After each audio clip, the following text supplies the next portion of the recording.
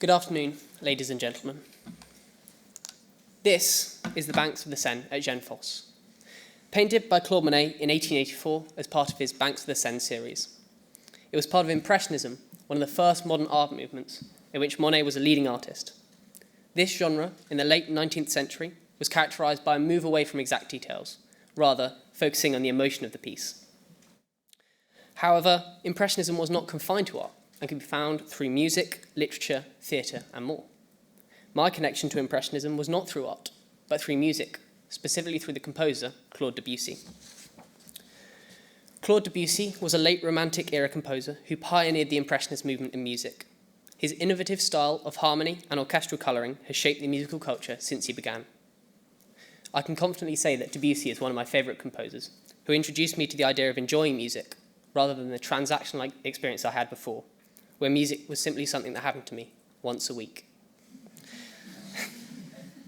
As we look closer, we can see clear parallels between Monet and Debussy, stemming from their early life.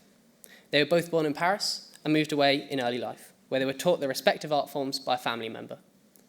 At 10 and 11 respectively, their talents were recognised and they were admitted to relevant artistic schools. From there, they flourished, but clashed with the established rules, experimenting with untested and untried techniques. Their new methods did not go uncriticised, however, as both were given scolding reviews. Monet was told that his art should be discouraged at all official levels for being too radical, and Debussy was told that his music was bizarre, incomprehensible, and unperformable. Despite this, they both went on to become some of history's most revered artists and have created some of the most beloved pieces of art. One of these pieces of artworks is the Banks of the Seine at Jenfosse. I believe this is the perfect blend of the Impressionist style, intertwined with his classical training, in which no specific details can be spotted, yet you can still imagine stumbling across this scene on a stroll along the Seine River. One of my favourite aspects about Monet's paintings is the curious property by which, if you unfocus your eyes on the painting, it reveals greater detail to you. This too is mirrored in Debussy's music. Debussy's work, which I associate most with the Banks of the Seine, is his Reverie. Written in 1890, it is an atmospheric piece which blends the ideas of previous movements, namely Romanticism, with Impressionism. Fittingly, Reverie is now in the English dictionary as a state of being pleasantly lost in one's thoughts. I think this perfectly describes the idea of unfocusing to find a deeper meaning in a piece. But the main thing that connects these two artists is that they grew into Impressionism and weren't born composing or painting in this style. Both started relatively classically, and an example for Monet is The View at Ruelle, painted in 1858. Now, this is clearly an accurate representation of the landscape and shows the influence of his peers and teachers at the Académie Suisse, where he studied for 2 years. Being only 18 at this point, Monet hadn't had time to develop his Impressionist style. Each detail is shown in painstaking accuracy, leading to an almost photorealistic effect, where there is no room for his impression.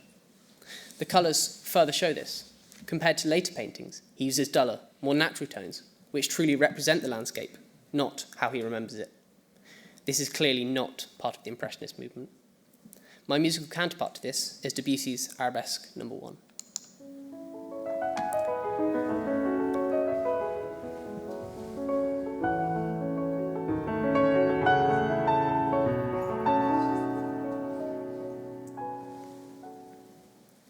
Though another of my favourites, it can hardly be considered as part of the Impressionist movement.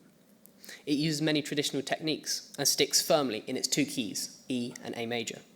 There are very few accidentals or features of any kind which represent the Impressionist period. Even at this point, though, Debussy allows for a player's interpretation, mainly in the tempo and dynamics, where directions are vague and invite a personal touch. As they move later into life, we can see Impressionism take its hold of them. For this period in Monet's life, I would use the Banks of the Seine at Jenfosse.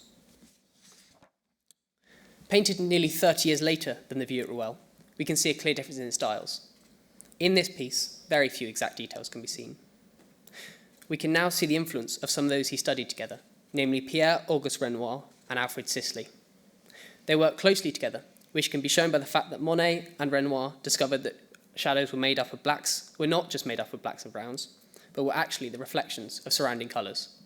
This is now known as diffuse reflection. When Monet painted outside, he did so very quickly, showing that this is simply a fleeting moment of the river.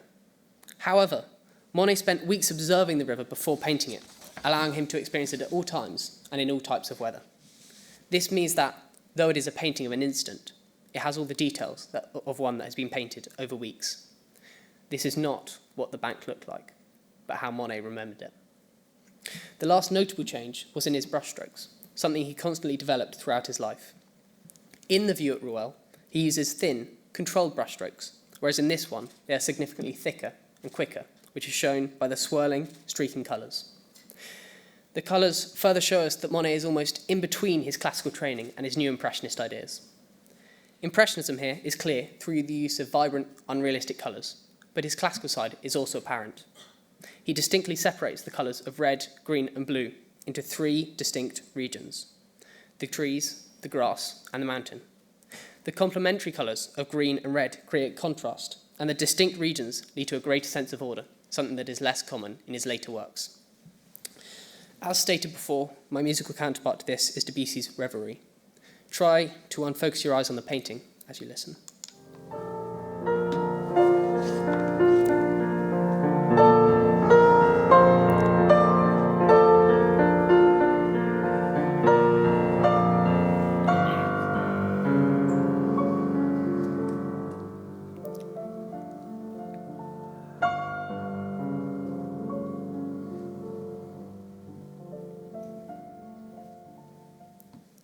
Though it was composed just 3 years after his premiere Arabesque, there is a clear difference between the two.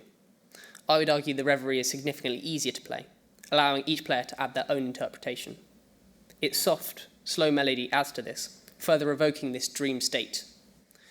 One similarity between the banks of the Seine and the Reverie is this idea of harmony, in this case between keys, not colour. The dissonant chords are a sign of his later works, whereas the consonant chords and clear sections are a consequence of his classical training. I believe that this contrast makes it one of Debussy's best works.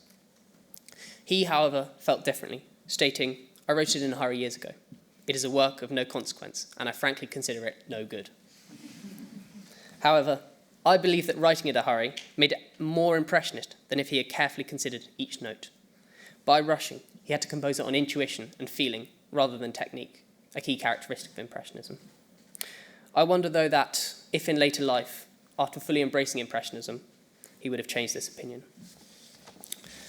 Towards the end, both artists completed their transition into Impressionism. A good example for Monet is the Rose Walk. Obviously, there are some clear differences between the Rose Walk and the banks of the Seine, the first of which being the amount of discernible detail. Though the previous was an impression, it still had some resemblance to the countryside. The Rose Walk, however, completely loses this sense and moves into tonal ambiguity, where it's hard to tell where one part starts and the next ends. Along with this, we can see Monet's mastered brushstrokes, which manage the emotion of the scene with the chaos of the conflicting colours. In a piece called The Rose Walk, Monet manages to incorporate purples, yellows, deep blues, and greens. And unlike the banks of the Seine, there are no clear colour regions, and harmonising and complementary colours come together to create this chaotic scene, rather than the order of his previous works. In my opinion, The Rose Walk is the pinnacle of Monet's Impressionist talents. My musical counterpart to this is Debussy's Etude No. 2.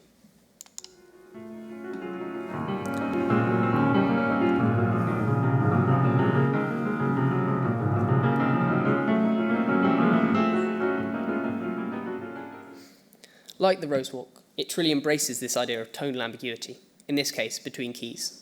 It loses the concrete sections of harmony in Debussy's previous works, leading to this chaotic, messy feeling. This idea of chaos is common throughout all of Debussy's later works and becomes a staple of Impressionist music to follow.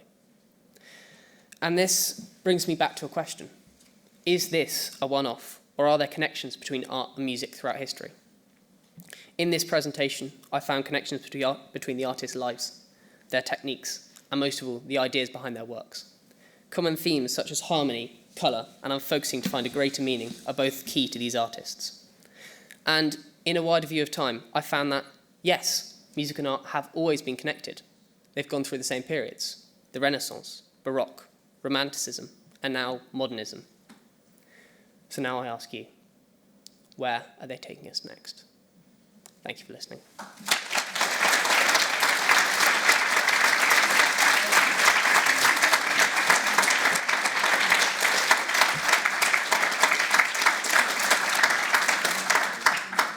Freddy, you clearly feel a symbiosis between art and music. And so can I ask you, when you hear music, do you see it?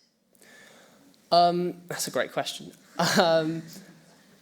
I often put almost imagery to when I play music. So, for instance, one of the things that drew me to his Reverie is actually a mistake on my own. I thought it was Riverie, translating to river. So often when I played it, I would imagine this sort of flowing river. And if you actually listen to the whole thing, you can realise it goes through these sort of sections. You have a nice calm start, and then the music I played is actually quite a sort of aggressive part. And it's almost that sort of image of rapids. And I think that imagery really helps me play certain musics. And I think that's something that's almost unique to these later sort of romantic impressionist ideas. And I think that's what makes some of these pieces so special. Thank you.